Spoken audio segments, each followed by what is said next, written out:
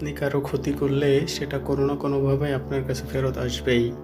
সম্প্রতি আমেরিকার মদদে ইসরায়েল আবারও নিরস্ত্র ফিলিস্তিনিদের উপর হামলা শুরু করেছে।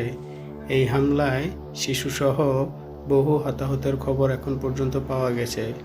বিশেষ করে ফিলিস্তিনিদের উপর এই হামলার কারণে আমেরিকা ইসরায়েলকে পূর্ণ সমর্থন দিয়েছে। আপনারা হয়তো কিছুদিন আগে ক্যালিফোর্নিয়ার অগ্নিকাণ্ড দেখেছেন। আল্লাহ ছাড় দেন কিন্তু ছেড়ে দেন না, ঠিক যেন পুনরায় আবার এমন একটি অগ্নিকাণ্ড দেখতে যাচ্ছে আমেরিকা। সম্প্রতি ফ্লোরিডাতে ঘটে গেছে এক ভয়াবহ অগ্নিকাণ্ড, যার আগুন ছড়িয়ে পড়েছে চারদিকে। কোনোভাবেই এই আগুনকে নিয়ন্ত্রণ করা যাচ্ছে না। ধারণা করা হচ্ছে ইসরায়েলকে মদদ দেওয়ায় এবং নিরস্ত্র ফিলিস্তিনিদের উপর হামলার সমর্থন করায় আমেরিকার উপর আবারও গজব নেমে এসেছে। ফ্লোরিডার এই আগুন এত দ্রুত চারদিকে ছড়িয়ে পড়ছে যে ফায়ার এবং দমকল বাহিনী কোনোভাবেই এটিকে নিয়ন্ত্রণ করতে পারছে না। এই আগুন এখন শহরের চারপাশেও ছড়িয়ে পড়েছে। এই অগ্নিকাণ্ডের প্রভাবে চোখের সামনেই লাখ লাখ ডলারের গাড়িগুলো পুড়ে যাচ্ছে। সেই সাথে তাদের ব্যবসা প্রতিষ্ঠান, ঘরবাড়ি সব কিছু যেন মাটির সাথে মিশিয়ে দিচ্ছে এই আগুন। এই আগুনকে সেই ক্যালিফোর্নিয়ার মতোই কোনোভাবে নিয়ন্ত্রণ করা যাচ্ছে না।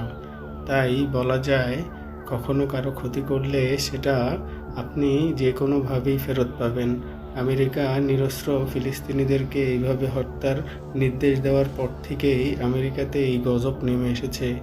মানুষ শুধু তাকিয়ে দেখছে, এ যেন কিছু করার নেই। সম্প্রতি এই আগুন সেই ক্যালিফোর্নিয়ার কথাই মনে করিয়ে দিচ্ছে। এখন এই আগুন কোন পর্যন্ত যায় সেটি দেখার বিষয়।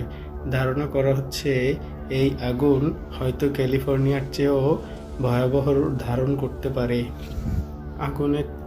আগুনের তীব্রতা এতটাই বেশি, মানুষ প্রাণে বাঁচার জন্য এক জায়গা থেকে অন্য জায়গায় দৌড়ে পালিয়ে যাচ্ছে।